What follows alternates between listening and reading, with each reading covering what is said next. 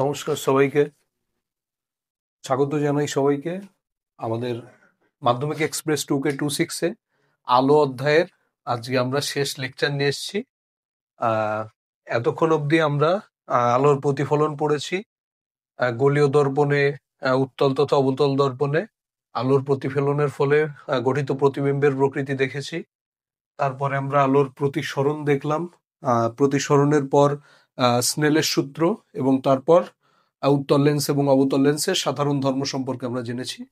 আজকের চ্যাপ্টার আমাদের শুরু হবে উত্তল লেন্সে উত্তল লেন্সের বিভিন্ন অবস্থানে লক্ষ্যবস্তুর প্রতিবিম্বের আকার, প্রকৃতি ইত্যাদি নিয়ে। চলো শুরু করা যাক।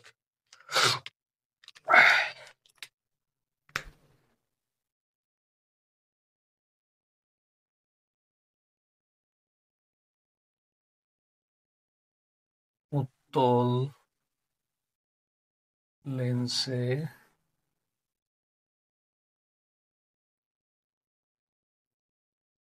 প্রতিবিম্ব গঠন।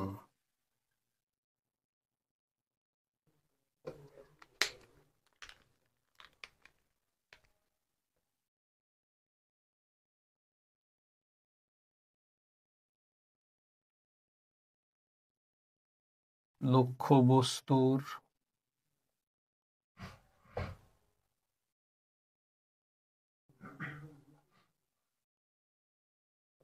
অবস্থান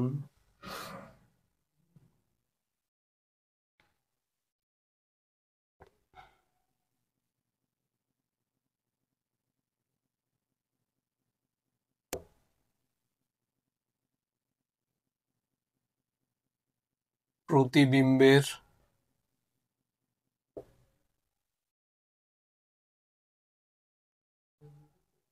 অবস্থান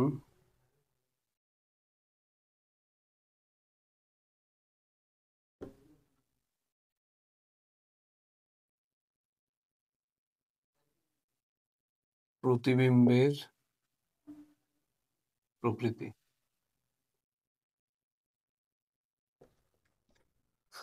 তো প্রথমেই লক্ষ্যবস্তু যদি অসীমে রাখা থাকে, ইনফিনিটি রাখা থাকে, যেমন ধরো লেন্সের ফোকাস দূরত্বের তুলনায় যদি বস্তুর দূরত্ব অনেক অনেক বেশি হয়, যেমন সূর্যে যদি কোনো বস্তু রাখা থাকে, তাহলে উত্তল লেন্সে সেই বস্তুর যে প্রতিবিম্ব গঠিত হবে সেটা লেন্সের ফোকাসে গঠিত হবে। লক্ষ্যবস্তুর অবস্থান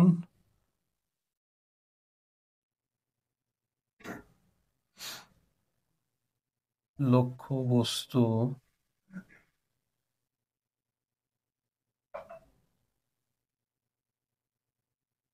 অসীমে অবস্থিত, তাহলে প্রতিবিম্বের অবস্থান কোথায় হবে? প্রতিবিম্বের অবস্থান হবে উত্তল লেন্সের ফোকাস দূরত্ব, মুখ্য ফোকাসে।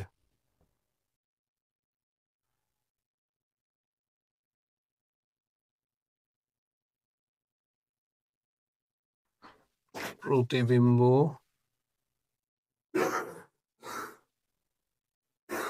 উত্তল লেন্সের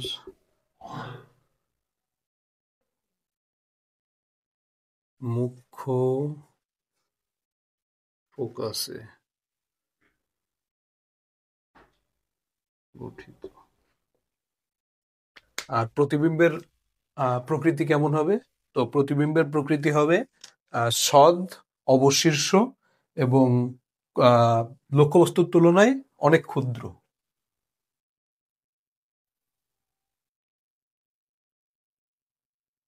সদ,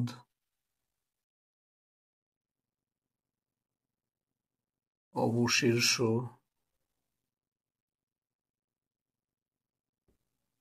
লক্ষ্যবস্তুর তুলনায়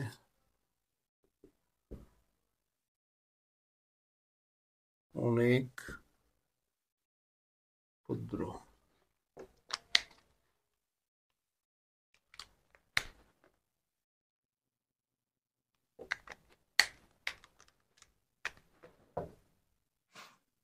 2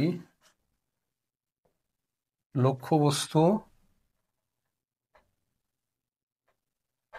অসীম ও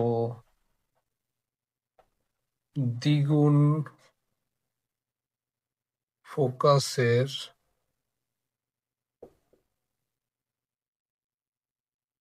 মধ্যবর্তী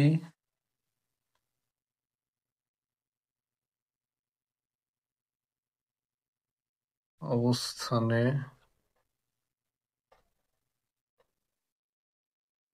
অবস্থিত। তো সেক্ষেত্রে প্রতিবিম্ব হবে কোথায় গঠিত হবে? যদি অসীম আর দ্বিগুণ ফোকাসের মধ্যবর্তী স্থানে লক্ষ্যবস্তু অবস্থিত হয়, তাহলে উত্তল লেন্সের সে অবস্থানের ক্ষেত্রে প্রতিবিম্ব গঠিত হবে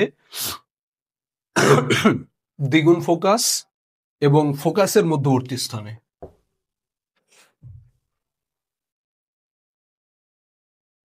প্রতিবিম্ব এফ ও 2F এর মধ্যে গঠিত হয়। আর প্রতিবিম্বের প্রকৃতি কেমন হবে? প্রতিবিম্বের প্রকৃতি হবে সদ, অবশীর্ষ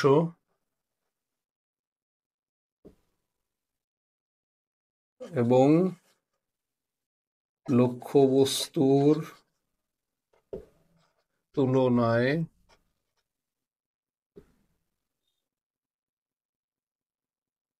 ক্ষুদ্র।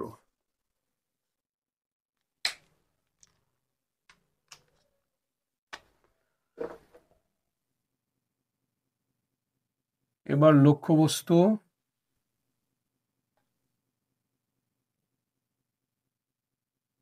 দ্বিগুণ ফোকাসে অবস্থিত।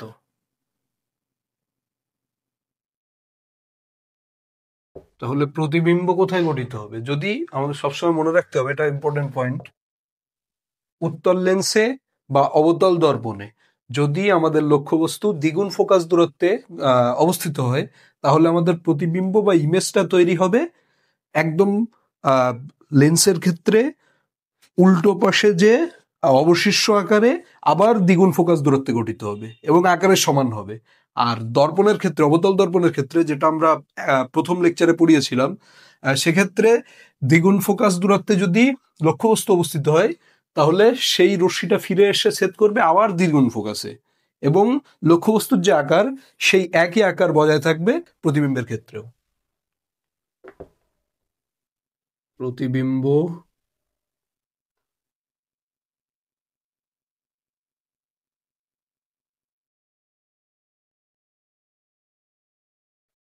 দ্বিগুণ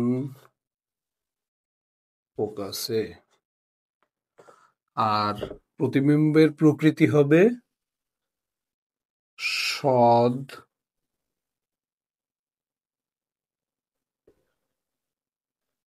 অবশীর্ষ ও লক্ষ্যবস্তুর সমান।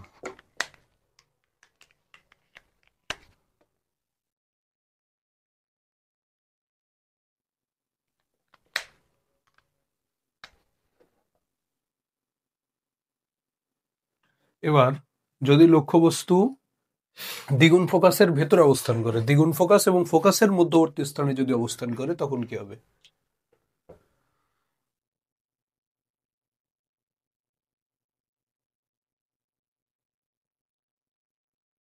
টু এফ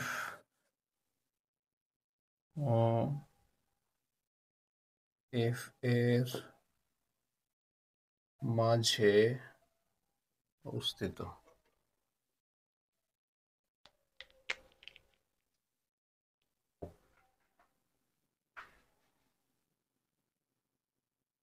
সেক্ষেত্রে প্রতিবিম্ব 2F ও অসীমের মাঝে অবস্থিত হবে। আর সেক্ষেত্রে প্রতিবিম্বের প্রকৃতি হবে সদ, অবশীর্ষ এবং লক্ষ্যবস্তুর তুলনায় বড় বা বিবর্ধিত। সদ, অবশীর্ষ,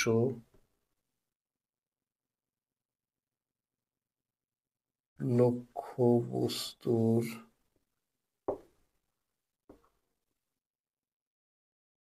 তুলনায়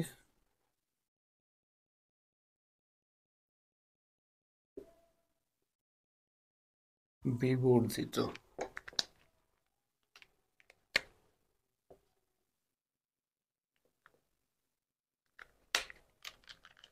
এবার লক্ষ্যবস্তু যদি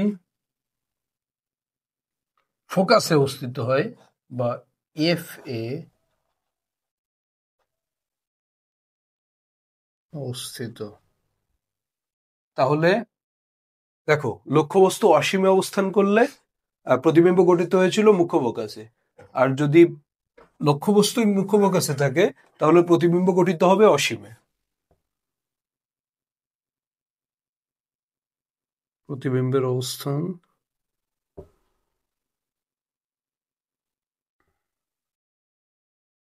অসীমে, আকার সদ,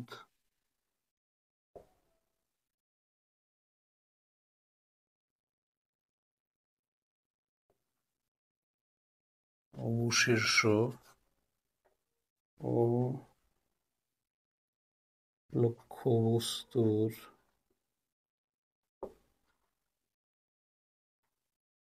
তুলনায় অনেক বিবর্ধিত।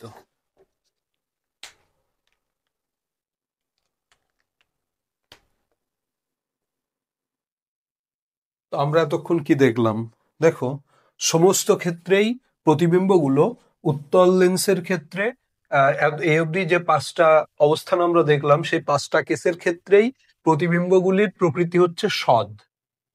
সদ মানে অ্যাকচুয়ালি রশ্মিগুলি লেন্সে প্রতিসৃত হয়ে একটা নির্দিষ্ট স্থানে যে মিলিত হয়ে একটা সদবিম্ব গঠন করছে, বাস্তব প্রতিবিম্ব গঠন করছে।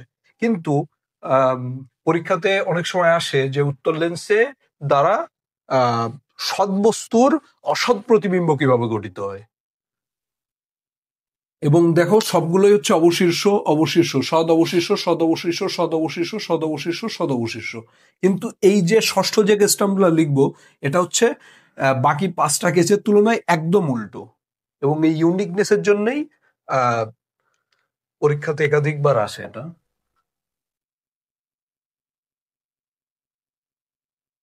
তো এখানে সাব হেডিং করে লিখে দাও উত্তল লেন্স দ্বারা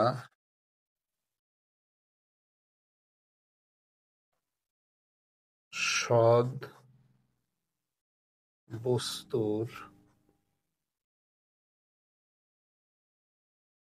অসৎ প্রতিবিম্ব গঠন।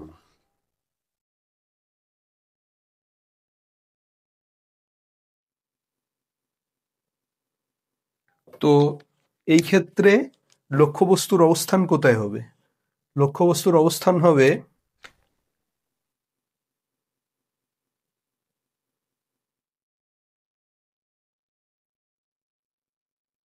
আলোক কেন্দ্র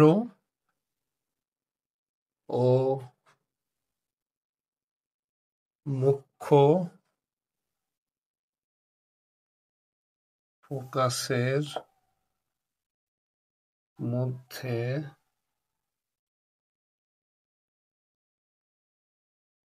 অবস্থিত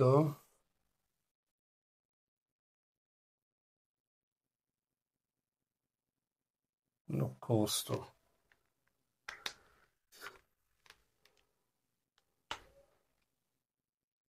এর ক্ষেত্রে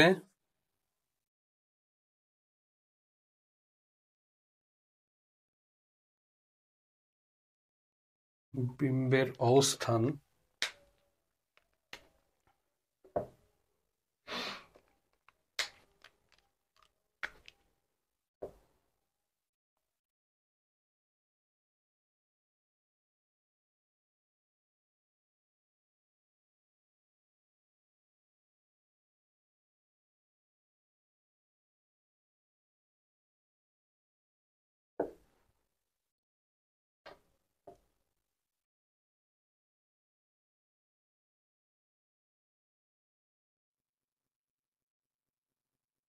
যেদিকে লক্ষ্যবস্তু রাখা আছে প্রতিবিম্ব লেন্সের সে একই দিকে গঠিত হবে।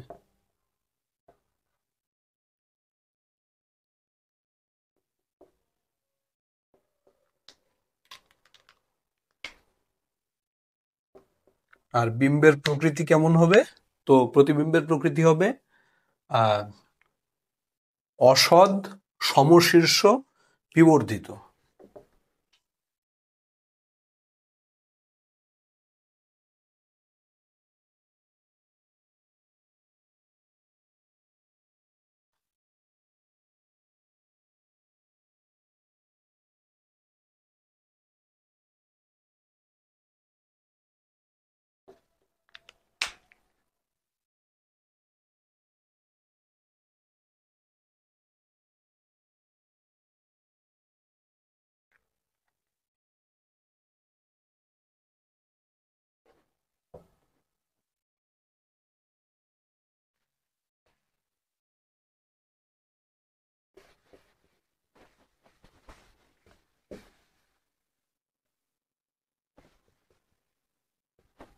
চলো, যেমন আমরা অবতল লেন্সের বিভিন্ন অবস্থানের ক্ষেত্রে প্রতিবিম্ব গঠনগুলো দেখেছিলাম রশ্মিচিত্রের সাহায্যে, ঠিক সেরকম ভাবে গুরুত্বপূর্ণ কিছু কেস আমরা উত্তল লেন্সের ক্ষেত্রে আমরা দেখব।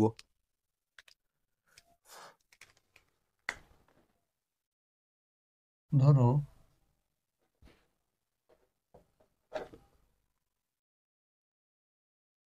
উত্তল লেন্স দ্বারা লক্ষ্য বস্তুর সমান প্রতিবিম্ব গঠন।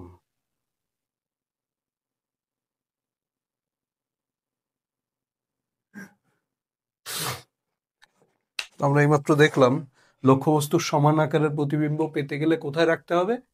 তো লক্ষ্যবস্তুকে রাখতে হবে উত্তল লেন্সের দ্বিগুণ ফোকাস দূরত্বে।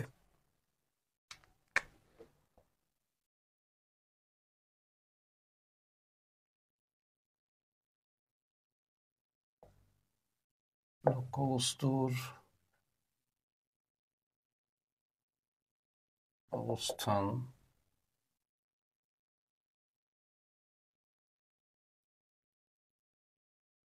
টু এফ এ বা দ্বিগুণ ফোকাস দূরত্বে।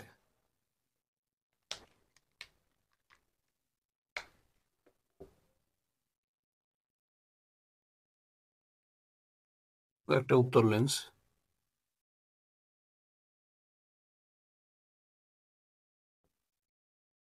F F two two two two, F ধরো লক্ষ্যবস্তু, আলোক কেন্দ্র,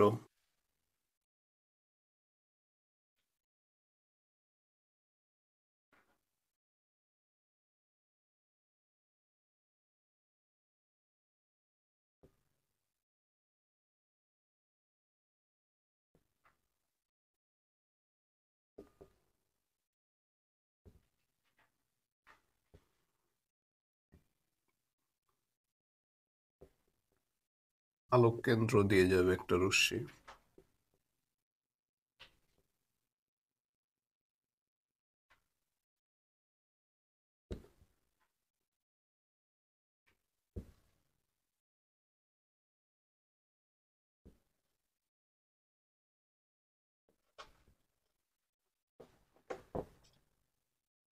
তোমরা স্কেল দিয়ে আঁকবে, আমি যেহেতু হাতে এঁকেছি একটু বক্রাকার হয়ে গেছে, যাই হোক।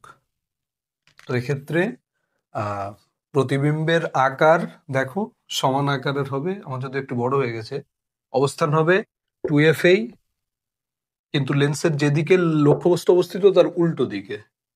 আর আহ সদ যেহেতু রশ্মিগুলি প্রকৃতপক্ষেই মিলিত হয়েছে। এবার দেখো 2F থেকে যত এইদিকে আনবো, এখানে যদি রাখি, F আর 2F এর মাঝ বরাবর যদি রাখি, তাহলে এটা যত এইদিকে নেব প্রতিবিম্ব তত এইদিকে পেছাবে, আকারে হয়ে যাবে বিবর্ধিত। আবার যদি এদিকে যদি পেছাই, মানে ইনফিনিটি থেকে 2F এর মাঝখানে এখানে যদি রাখি, এই জায়গা থেকে এই দিকে যদি আনা হয়, ডান দিকে নিলে ও ডান দিকে যাবে, ওদিকে বাদি সরি সরি ডান দিকে নিলে ও ডান দিকে যাবে, যদি বাদিকে নেওয়া হয় এও বাম দিকে চলে আসবে। এই বিভিন্ন কেসের ক্ষেত্রে শর্টকাট এটা মনে রাখতে হবে যে 2F এ থাকলে 2F এ, 2F থেকে F এর দিকে নিয়ে যদি যাওয়া হয় তাহলে প্রতিবিম্ব বাইরে বেরিয়ে যাবে, আর 2F এর বাইরে যদি নিয়ে আসা হয় তাহলে এটা 2F এর ভেতরে ঢুকে আসবে প্রতিবিম্বটা।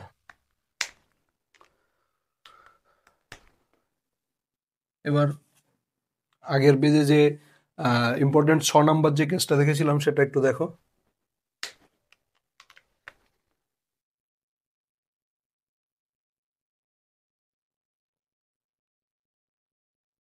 উত্তল লেন্স কর্তৃক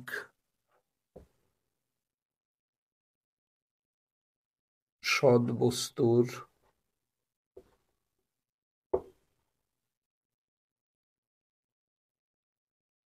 অসদ বিম্ব গঠন।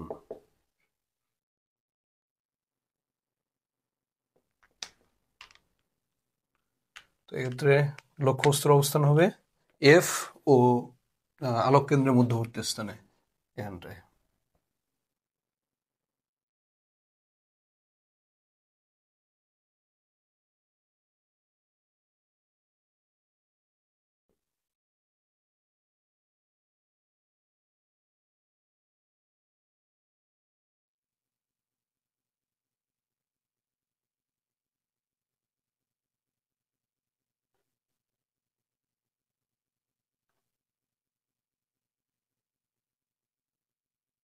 আলোক কেন্দ্র ও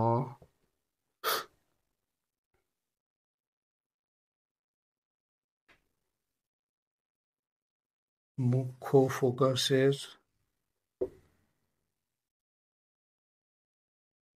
মধ্যবর্তী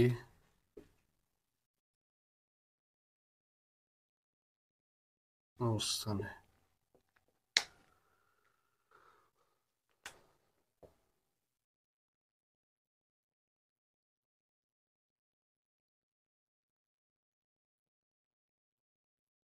একটা উত্তল লেন্স, হচ্ছে এফ, এই 2F,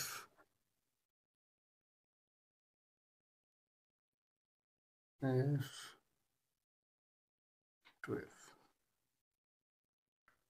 ধরো এখানটা একটা লক্ষ্যবস্তু রাখা আছে, এবার তার প্রতিবিম্ব কোথায় হবে দেখি আমরা।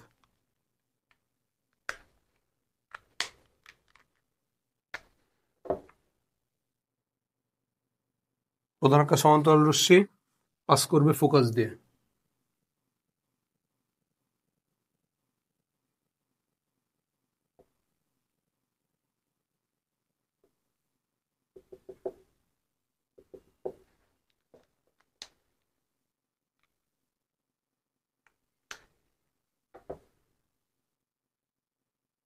আর আলোক কেন্দ্র দিয়ে পাস করা রশ্মি will pass without deviation বা ডিফ্লেকশন, কোনো বিচ্যুত পথ থেকে বিচ্যুত না হয়ে সেই দিক দিয়ে বেরিয়ে যাবে। দেখো এইদিকে যাচ্ছে ওই দিকে যাচ্ছে, তাহলে এরা অভিসারী হচ্ছে না, এরা অপসারী হচ্ছে। এখন আমরা পেছনের দিকে এক্সটেন্ড করে নিয়ে যাবো কিছুটা।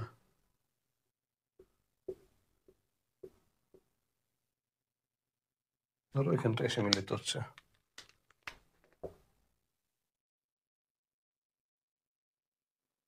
তাহলে আমরা লক্ষ্যবস্তুর তুলনায় প্রতিবিম্বটা আকারে বড়, আর যেহেতু আলোক রশ্মিগুলি প্রতিসৃত হওয়ার পর প্রকৃতপক্ষে মিলিত হচ্ছে না, অপসৃত হচ্ছে বলে মনে হচ্ছে, তাই প্রতিবিম্বটা বিবর্ধিত, অসৎ এবং সমশীর্ষ।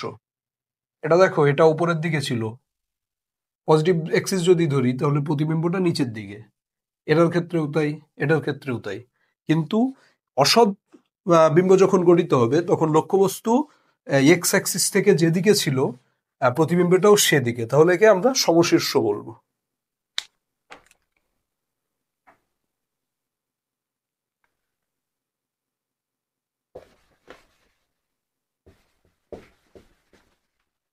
এবার লেন্সের ক্ষেত্রে আমরা দেখেছিলাম উত্তল লেন্স, সরি দর্পণের ক্ষেত্রে আমরা দেখেছিলাম উত্তল দর্পণের ক্ষেত্রে, অবতল দর্পণের ক্ষেত্রে বিভিন্ন ধরনের প্রতিবিম্ব আমরা পাচ্ছি, কিন্তু উত্তল দর্পণের ক্ষেত্রে প্রধান অক্ষের যে অবস্থানেই লক্ষ্যবস্তু রাখা হোক না কেন, প্রতিবিম্বটা হবে, প্রতিবিম্ব গঠিত হবে খর্ব, সমশীর্ষ এবং অসৎ।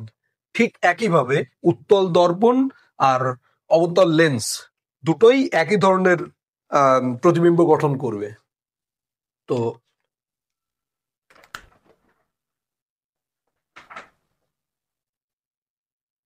অবতল লেন্স, এখানে দেখো অবতল লেন্স দ্বারা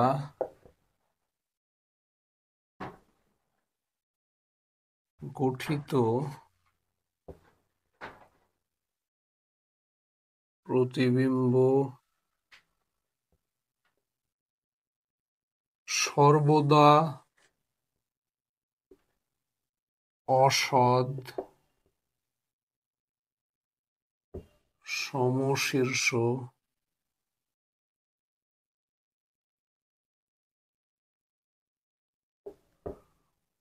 ও আকারে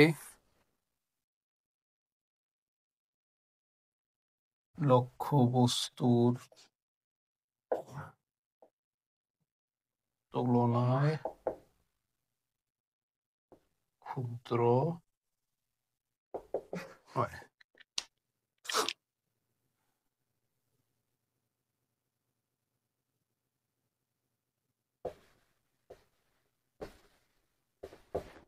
চলো এবার আমরা চোখের বিভিন্ন ধরনের যে ডিসঅর্ডার গুলো রয়েছে বা চোখের যে ত্রুটিগুলো রয়েছে সেগুলো সম্পর্কে আমরা আলোচনা করি এবং সেই ত্রুটির প্রতিকারগুলো আমরা জানার চেষ্টা করি। তো দেখো, চোখের উপযোজন, আমাদের চোখে একটা উত্তল লেন্স আছে। এবার সেই আলোকরশ্মি যখন আমাদের চোখে প্রবেশ করে তখন প্রথমে আলোকরশ্মি আইরিসের ভেতর দিয়ে আমাদের উত্তল লেন্সে আবদ্ধিত হয়। এবার সেই উত্তল লেন্স থেকে সরি প্রথমে হচ্ছে আইরিস দিয়ে ঢুকে প্রথমে অ্যাকুয়াস হিউমারের ভেতর দিয়ে, অ্যাকুয়াস হিউমার হচ্ছে একটা স্বচ্ছ প্রতিসারক মাধ্যম, সেখান থেকে পাস করে লেন্সে যায়। এবার লেন্সে সেটা যেহেতু উত্তল লেন্স অভিসারী, সেই লেন্সের মাধ্যমে অভিসারী হয়ে রশ্মিগুলি আরেক প্রকার স্বচ্ছ এবং প্রতিসারক মাধ্যম রয়েছে যাকে বলে ভিট্রিয়াস হিউমার, সেটা লেন্স আর রেটিনার মাঝামাঝি অবস্থান করে। তো সেই ভিট্রিয়াস হিউমারের ভেতর দিয়ে আবার প্রতিসৃত হয়ে সেটা আমাদের রেটিনাতে যে একটা প্রতিবিম্ব গঠন করে। এবার সেই প্রতিবিম্বটা কেমন হয়? সেই প্রতিবিম্বটা হয় সদ, অবশীর্ষ এবং বিবর্ধিত হতে পারে, ক্ষুদ্র হতে পারে, বিভিন্ন চোখের বিভিন্ন অবস্থানের জন্য বিভিন্ন রকম হবে, যেরকমটা আমরা উত্তল লেন্সের ক্ষেত্রে দেখলাম।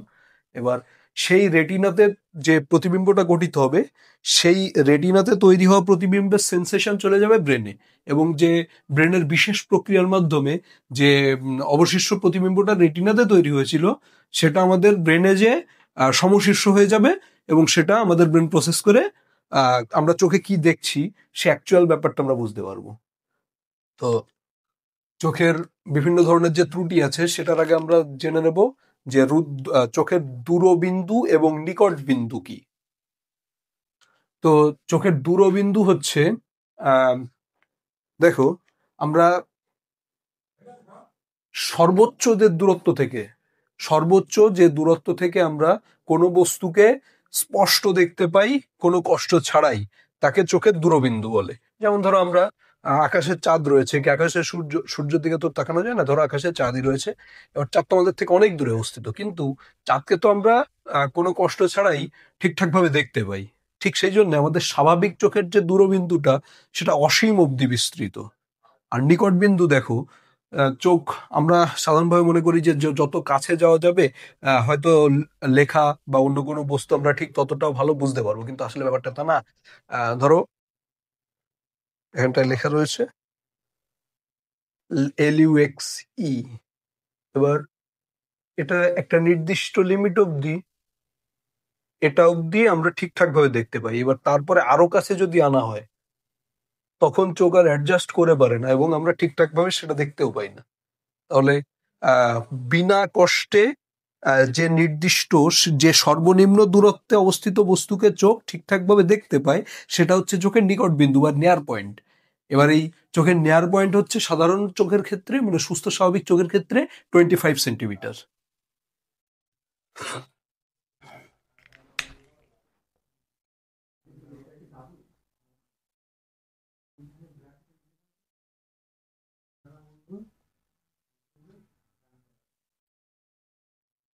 নিকট বিন্দু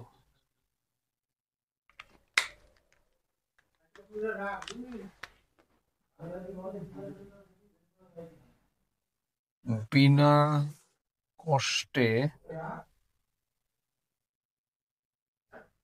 চোখ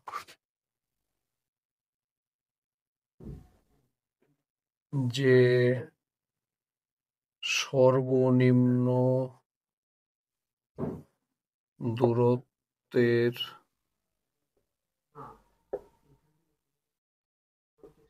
বস্তু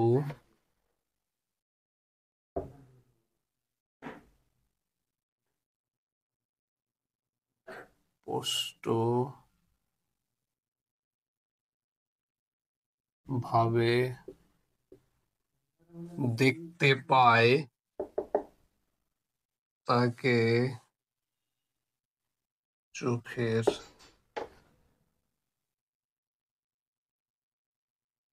নিকট বিন্দু বা নিয়ার পয়েন্ট বলে।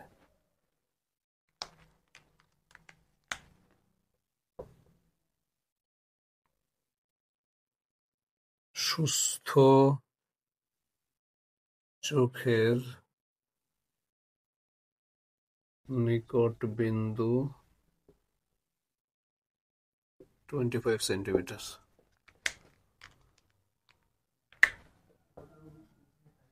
আচ্ছা, দূরবিন্দু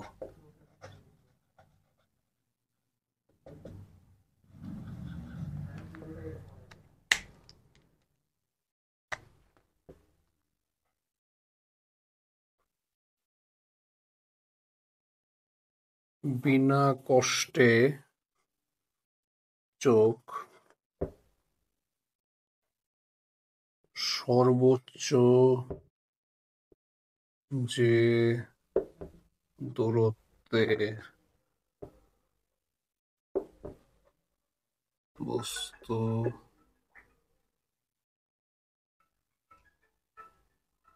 স্পষ্টভাবে দেখতে পায়,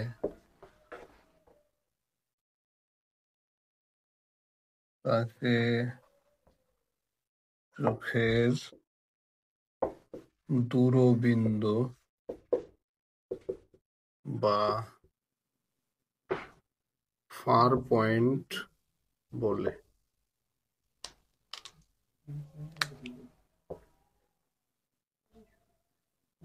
সুস্থ মানব চোখের দূরবিন্দু অসীমে অবস্থিত। তাহলে এই নিকট বিন্দু থেকে দূরবিন্দু অবধি যে দূরত্ব সেটাকে বলা হয় দৃষ্টির পাল্লা বা দৃষ্টিশক্তির পাল্লা। 25 সেন্টিমিটার থেকে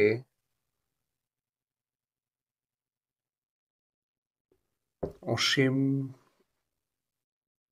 অবধি মানুষ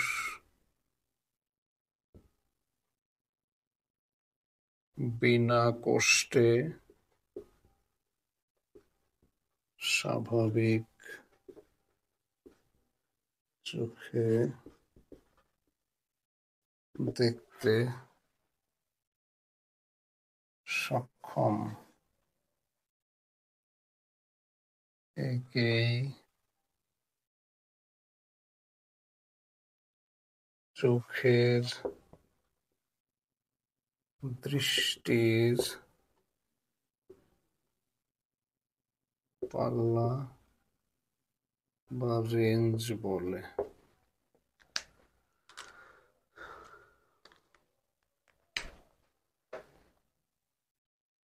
এবার চোখের কিছু ত্রুটি নিয়ে আলোচনা হোক। তো প্রথমে আমরা দেখব দূরদৃষ্টি বা হাইপারমেট্রোপিয়া।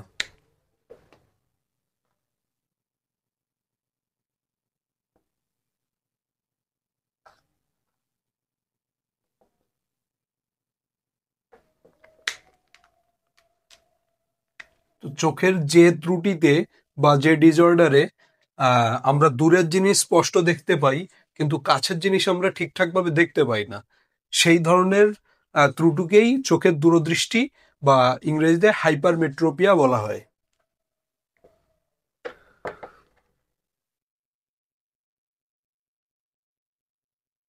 চোখের যে ত্রুটির ফলে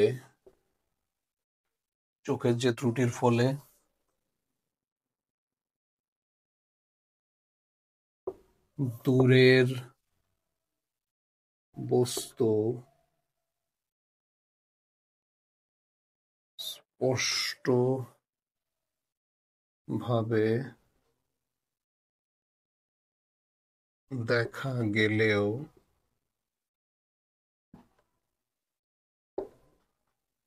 কাছের বস্তু দেখতে অসুবিধা হয় তাকে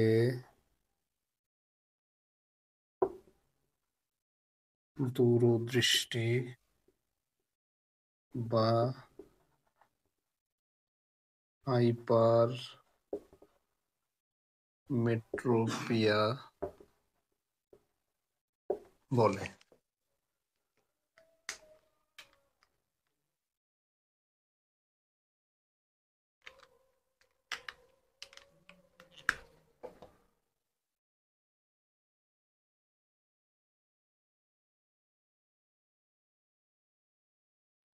কারণ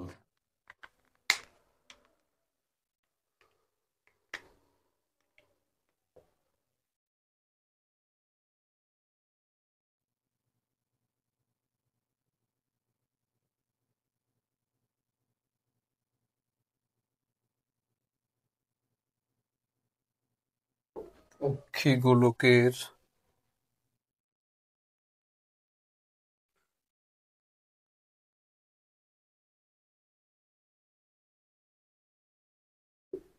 আকার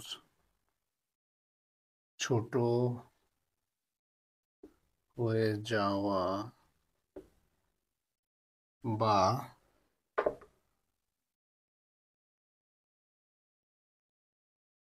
অক্ষি লেন্সের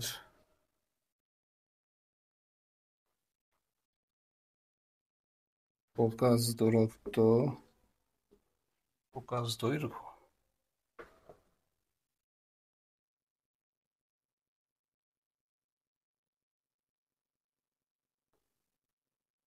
বৃদ্ধি পাওয়া। এর প্রতিকার কিভাবে করা যাবে?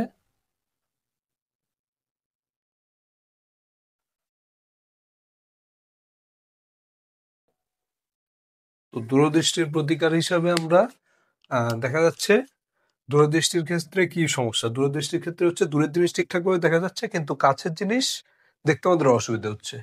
তাহলে কাছের জিনিস দেখতে অসুবিধা হচ্ছে অর্থাৎ অক্ষি লেন্সের ফোকাস দূরত্ব বৃদ্ধি পেয়েছে, তাহলে অক্ষি লেন্সের ফোকাস দূরত্বকে কমিয়ে আনতে হবে। তো এর প্রতিকারে লেখো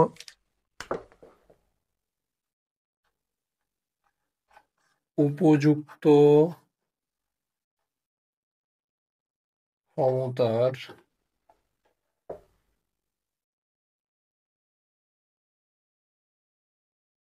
উত্তর লেন্স ব্যবহার করে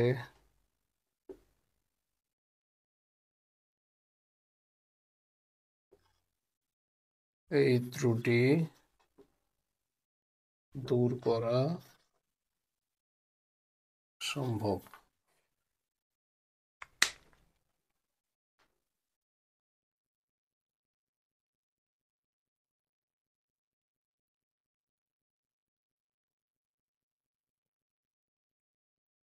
এক্সট্রিমলি সরি, এটা আসলে দূরদৃষ্টি না বলে দীর্ঘদৃষ্টি লেখো।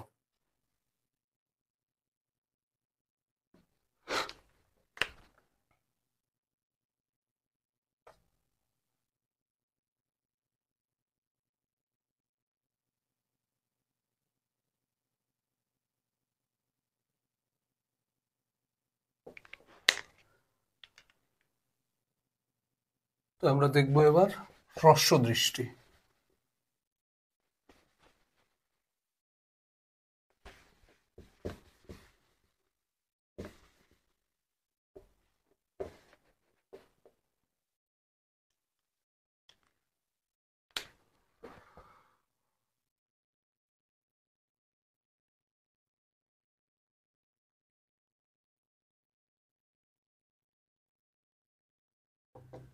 হ্রস্ব দৃষ্টি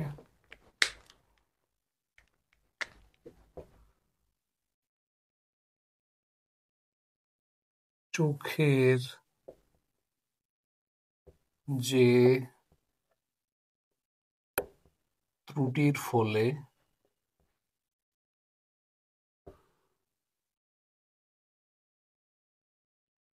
কাছের বস্তু স্পষ্ট ভাবে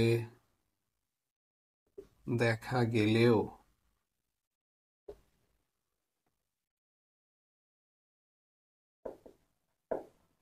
দূরের বস্তু দেখতে অসুবিধা হয় তাকে হ্রস্ব দৃষ্টি বা মায়োপিয়া বলে।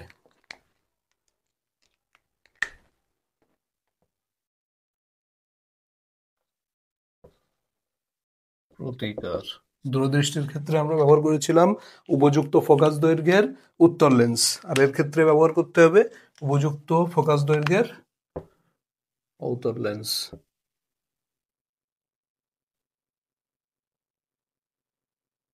উপযুক্ত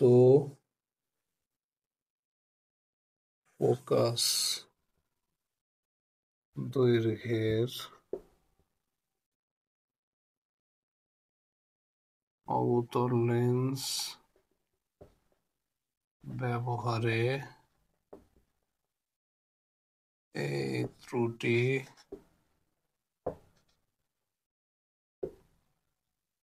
দূর হয়।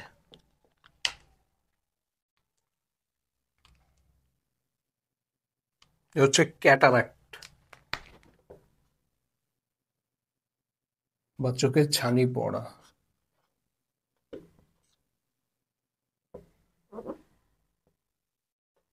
ক্যাটারাক্ট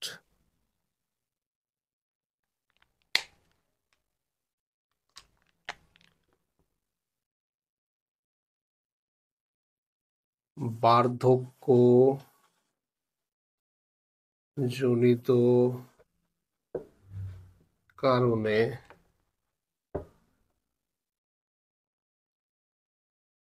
অক্ষি লেন্সের স্থিতিস্থাপকতা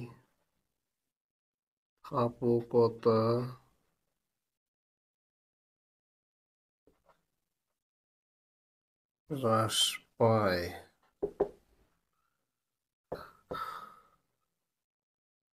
এবং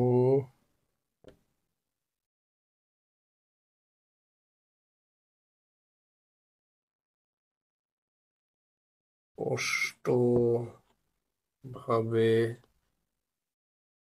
দেখতে অসুবিধা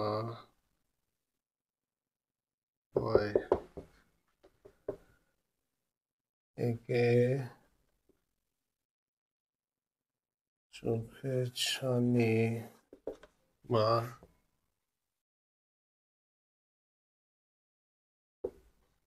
ক্যাটারেক্ট বলে।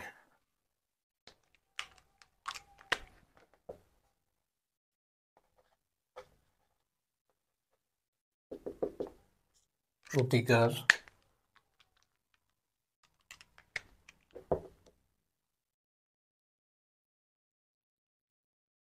শল্য চিকিৎসা দ্বারা লেন্স পুনঃস্থাপন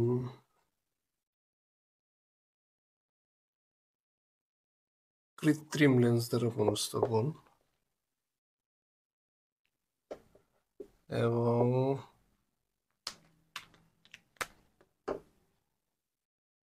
বাইফোকাল লেন্স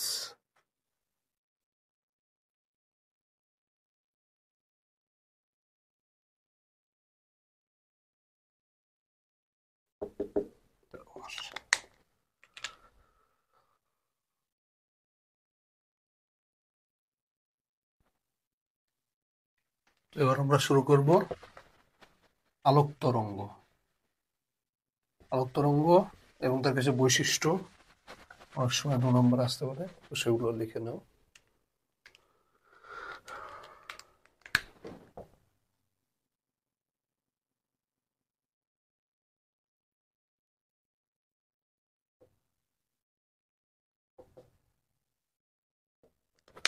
আলোক তরঙ্গ: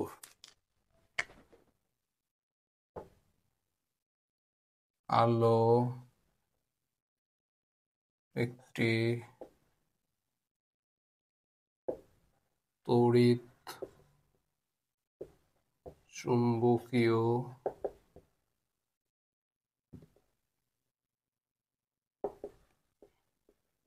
তরঙ্গ।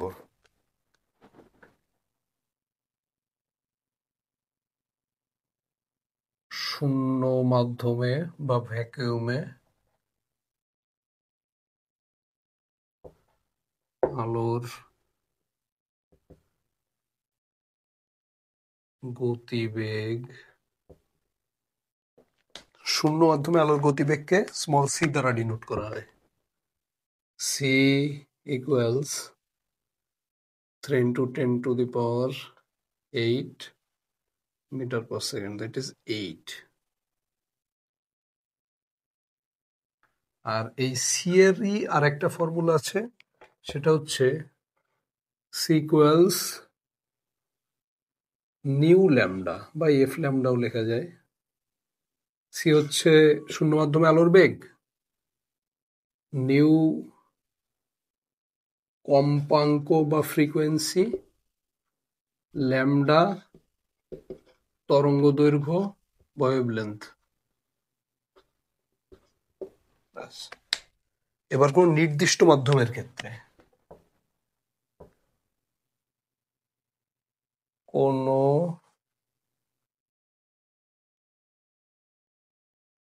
মাধ্যমের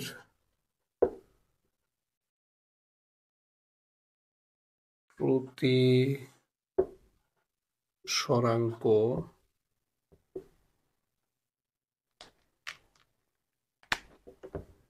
mu equals c divided by v. তো এখানে এই সি হচ্ছে শূন্য মাধ্যমে আলোর বেগ, আর ভিটা হচ্ছে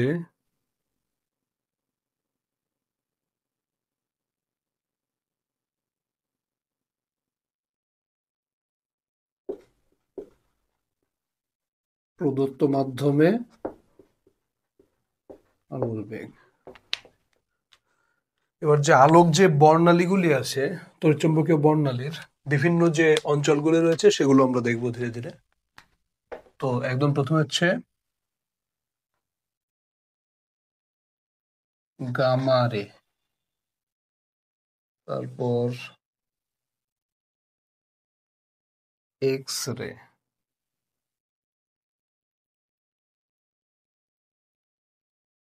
নাম্বার 3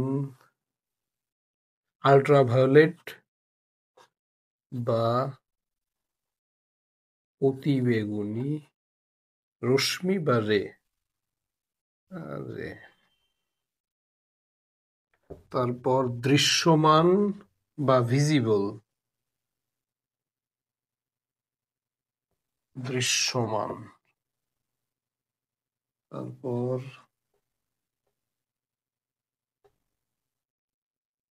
অবলোহিত, তারপর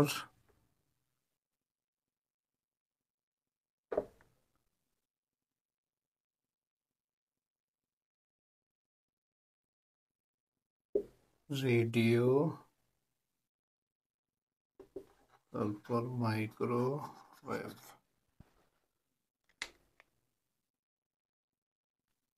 সরি, রেডিও ওয়েভ সব থেকে বড় তরঙ্গ দৈর্ঘ্য। Radio, micro. দেখো, এই যে দৃশ্যমান রয়েছে, এই দৃশ্যমানের ভেতরে আবার 7টা বর্ণে বিভক্ত হয়। বেনি আসহ কলা বা ভিবজিওর,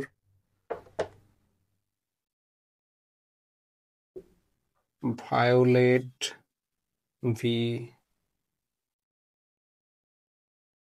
ইন্ডিগো,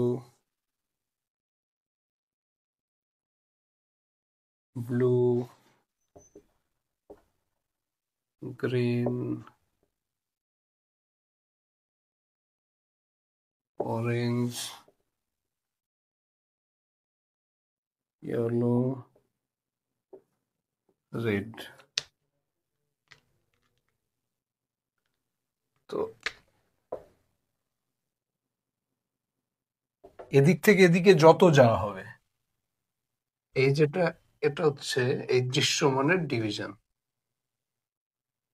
বাদিক থেকে ডান দিকে যত যাওয়া হবে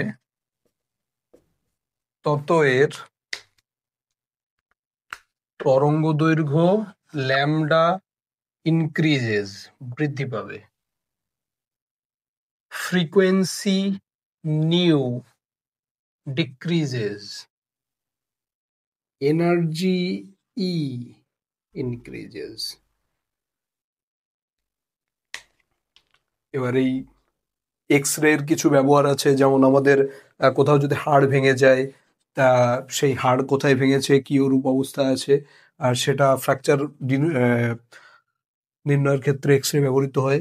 কোনো নির্দিষ্ট যে কেলাসগুলি আছে সেই কেলাসের আকার আকৃতি, কোনো ধাতব ক্লাসের আকার আকৃতি, সেটা জানতে এক্স রে ব্যবহৃত হয়। অতিবেগুনি রশ্মি আমরা জানি যে বিভিন্ন ধরনের যে আমাদের খাদ্যদ্রব্য থাকে সেসবগুলিকে জীবাণুমুক্ত করার ক্ষেত্রে অতিবেগুনি রশ্মি ব্যবহৃত হয়। আর অবলোহিত, এটা বিভিন্ন ধরনের রিমোট কন্ট্রোলারের ক্ষেত্রে ব্যবহৃত হয়। আবার তাপ, তাপ যে তাপীয় যে প্রবাহ সেটা অবলোহিত তরঙ্গের আকারে ছড়িয়ে পড়ে। এইসবগুলো ছোট শর্ট কোশ্চেন আকারে আসতে পারে।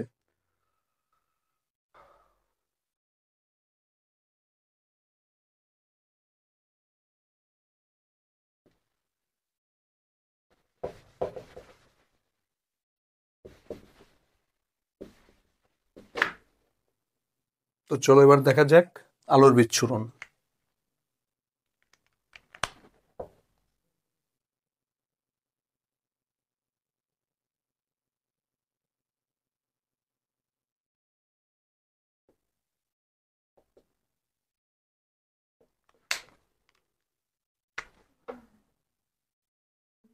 বহুবর্ণী বা যৌগিক আলোক রশ্মি কোনো স্বচ্ছ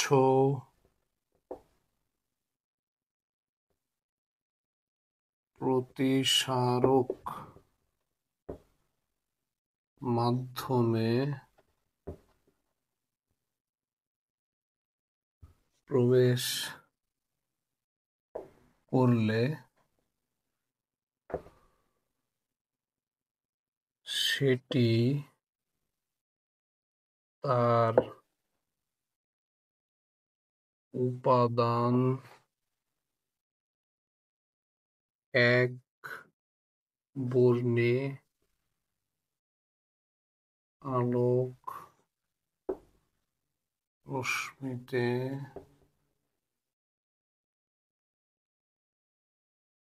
বিভক্ত হয়ে পড়ে। এই ঘটনাকেই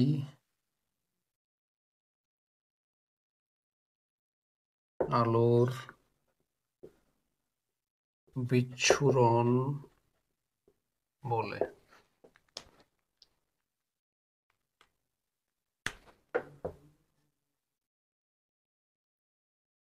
আলোর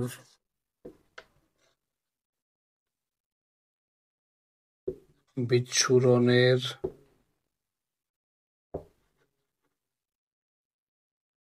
প্রাকৃতিক উদাহরণ, আলো বিচ্ছুরণের একটা প্রাকৃতিক উদাহরণ হচ্ছে রামধনু।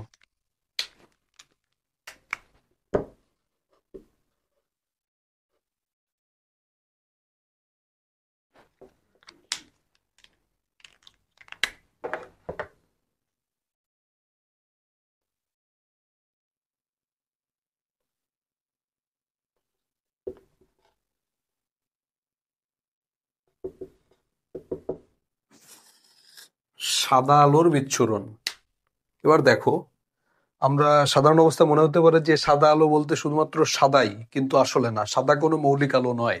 সাদা মূলত সাতটি, যে বেনিয়া সহকলা বা ভিবজিওর, এই যে সাতটা যে ভিন্ন ভিন্ন আলোক বর্ণালী, সেই সাতটাকে একত্রে মিশ্রিত করলে আমরা যে আলোটা পাই সেটা হচ্ছে সাদা আলো। তো সাদা আলোকে যদি আমরা একটা প্রিজমের মধ্য দিয়ে বা কোনো স্বচ্ছ সমস্ত মাধ্যম, শূন্য মাধ্যম ব্যতীত অন্য যে কোনো মাধ্যমে যদি আমরা প্রবেশ করাই, তাহলে সে তার উপাদান যে বর্ণগুলি সেই সাতটি বর্ণে বিভাজিত হয়ে যায়। তো সাদা আলোর বিচ্ছুরণের ক্ষেত্রে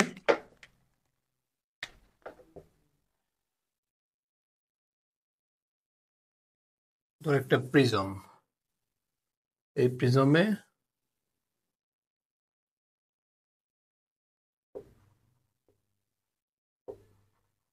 হোয়াইট লাইট আপতিত হলো, হয়ে এখানেই বিভিন্ন বর্ণের আলোতে সে বিভক্ত হয়ে পড়বে।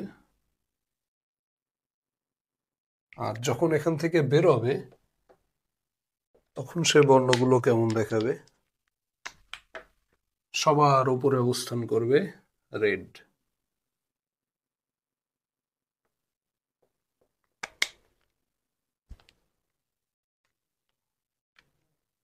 রেড, তারপর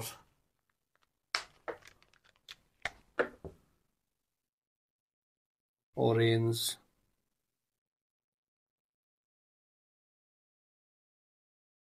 সরি ইয়েলো, অরেঞ্জ, গ্রিন, এভাবে বিভিন্ন আলো মৌলিক আলোগুলিতে বিভক্ত হয়ে যাবে এবং সর্বশেষে আসবে রেড সবার উপরে, ভায়োলেট বা বেগুনি সবার নিচে থাকবে।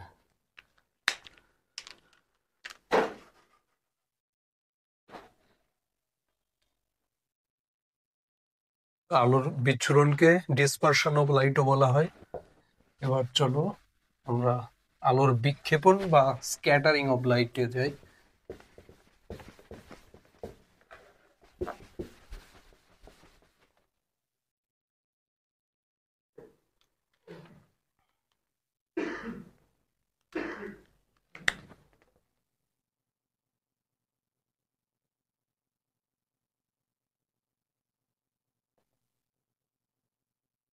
আলোর বিক্ষেপণ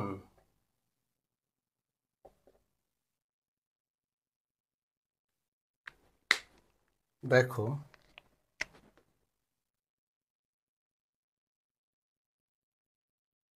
আলোক রশ্মি যখন বায়ুমণ্ডলের ভেতর দিয়ে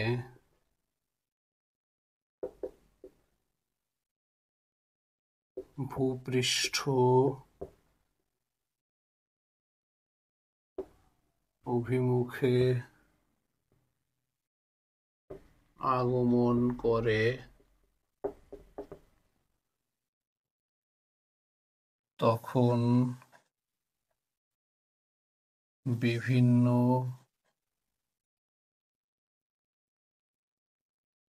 ধূলিকণা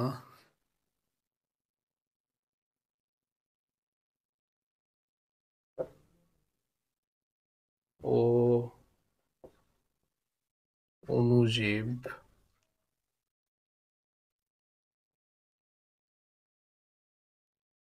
আলোক তরঙ্গ থেকে শক্তি শোষণ করে ও সম তরঙ্গ আকারে তা বিকীর্ণ করে। এই ঘটনাকে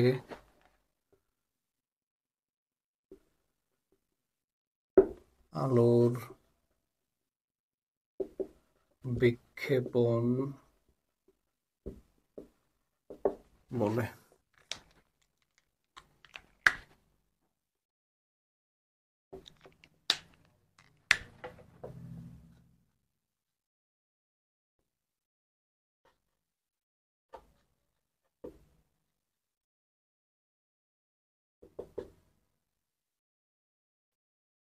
র্যালের সূত্র, বিজ্ঞানী র্যালে আলোর বিক্ষেপণ বা স্ক্যাটারিং সংক্রান্ত একটা সূত্র উপস্থাপন করেন। তো সেই সূত্রে তিনি বলেন যে আলোর বিক্ষেপণের ক্ষেত্রে বিক্ষিপ্ত আলোর যে তীব্রতা, সেই তীব্রতা তরঙ্গ দৈর্ঘ্যের চতুর্থ ঘাতের ব্যস্তানুপাতিক। চলো বিবৃতিটা লেখা যাক।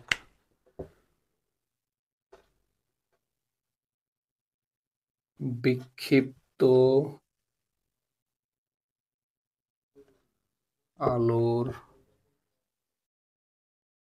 তীব্রতা I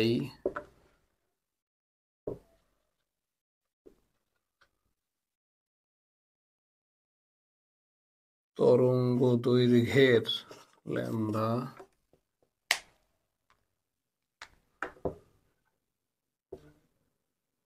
চতুর্থ ঘাতের ব্যস্তানুপাতিক, অর্থাৎ I proportional 1/λ⁴। তাহলে এখান থেকে দেখতে পাচ্ছ যে যে আলোর তরঙ্গ দৈর্ঘ্য যত কম তার বিক্ষেপণ তত বেশি। তাহলে তরঙ্গ দৈর্ঘ্য আমরা দেখেছিলাম দৃশ্যমান আলোর ভেতরে সব থেকে বেশি হচ্ছে লালের, তাহলে লালের বিক্ষেপণ সব থেকে কম হবে। আর সব থেকে তরঙ্গ দৈর্ঘ্য কম কার? সব থেকে তরঙ্গ দৈর্ঘ্য কম হচ্ছে বেগুনি আলো এবং নীল আলো, তার একটু উপরে নীল আলো। এই জন্য বেগুনি বা নীল আলোর বিক্ষেপণ সব থেকে বেশি। ঠিক এই জন্যে আকাশকে আমরা নীল দেখি। একটা ইম্পর্টেন্ট কোশ্চেন।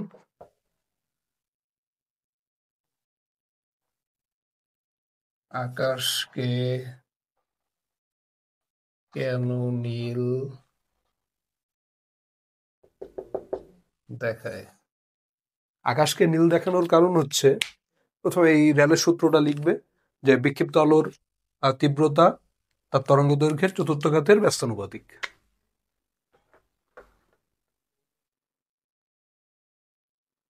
দৃশ্যমান আলোক তরঙ্গে মধ্যে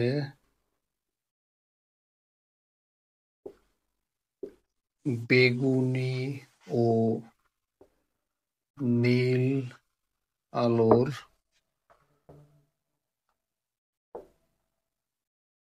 তরঙ্গ দৈর্ঘ্য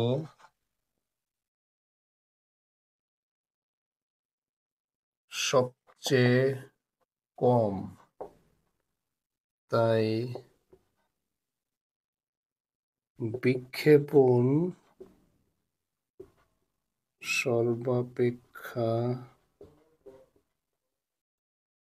বেশি। আবার মানব চক্ষু নীল আলোকে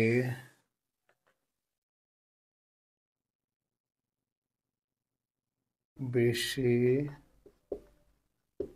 সাড়া দেয় বা নীল আলোর গ্রাহিতা বেশি।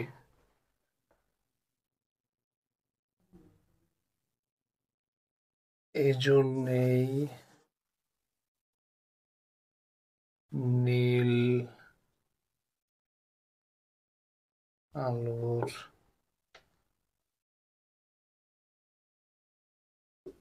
বিক্ষেপণ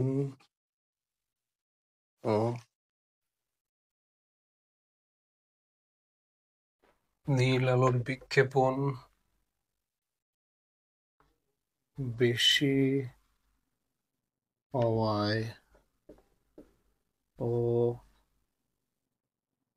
চোখ নীল আলোর প্রতি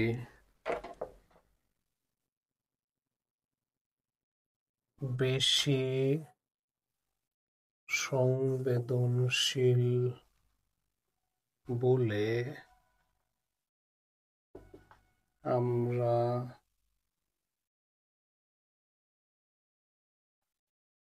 আকাশকে নীল দেখি।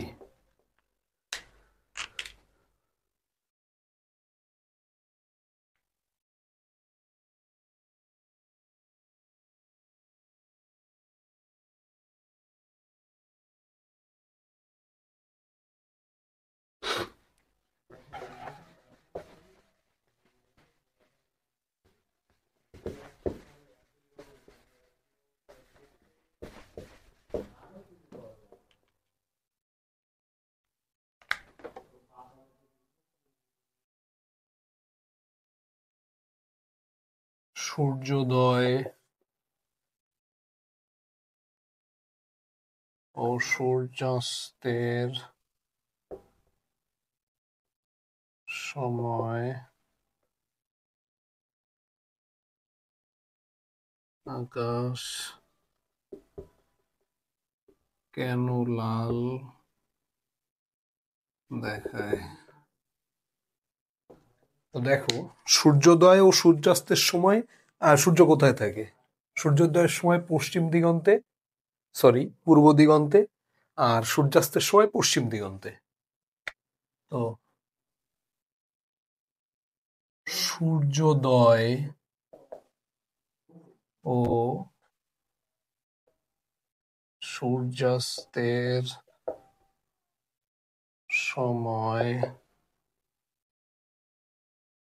সূর্য দিগন্তে অবস্থান করায় আলোক রশ্মিকে অনেক বেশি পথ ভ্রমণ করে ভূপৃষ্ঠে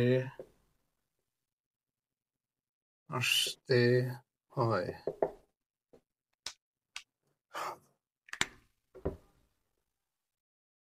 বায়ুমণ্ডলে এই দীর্ঘ পথ পাড়ি দিতে গিয়ে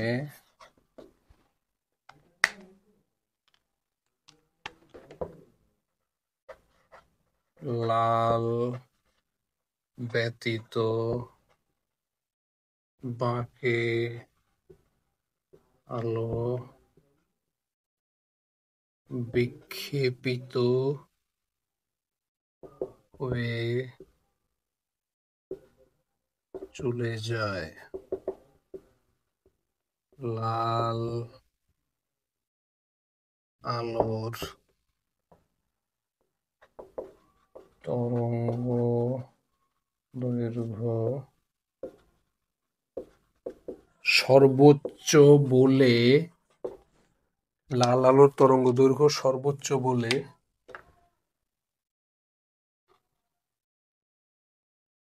বিক্ষেপণ সবচেয়ে কম এবং তাই সূর্যোদয় ও সূর্যাস্তের সময়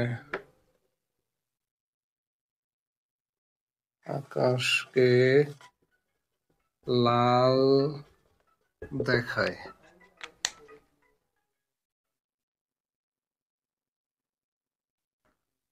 তো সবাইকে অসংখ্য ধন্যবাদ আমাদের সাথে থাকার জন্য এতক্ষণ।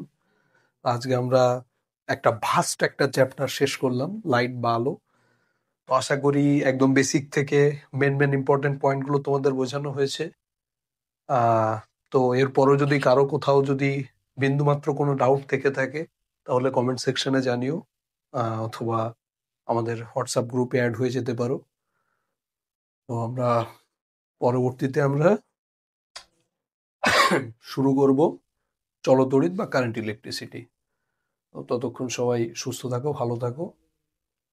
সবাইকে আবারও ধন্যবাদ জানিয়ে আজকের সেশন এখানেই শেষ করছি। Good evening.